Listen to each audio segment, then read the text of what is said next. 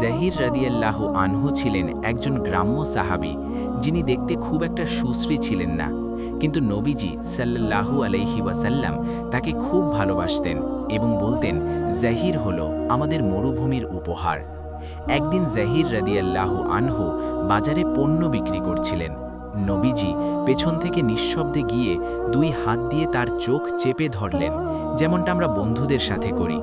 জাহির প্রথমে ভয় পেয়ে বললেন, কে আপনি, ছেড়ে দিন। কিন্তু যখন তিনি বুঝতে পারলেন যে পেছনের মানুষটি স্বয়ং নবীজি সাল্লাল্লাহু আলাইহি ওয়াসাল্লাম, তখন তিনি খুশিতে নিজের পিঠ নবীজির বুকের সাথে আরও বেশি মিশিয়ে দিতে লাগলেন। নবীজি মজা করে উচ্চ স্বরে বলতে লাগলেন, এই গোলামটিকে কে কিনবে? কে এই দাসকে কিনতে চায়? জাহির রাদিয়াল্লাহু আনহু আক্ষেপ করে বললেন, হে আল্লাহর রাসূল, আপনি আমাকে সস্তা বা মূল্যহীন হিসেবেই পাবেন।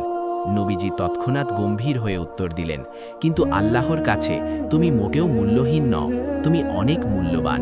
প্রিয় দর্শক, দিনই স্বার্থে চ্যানেলটি সাবস্ক্রাইব ও লাইক করুন। কমেন্টে আল্লাহ নামটি একবার লিখুন।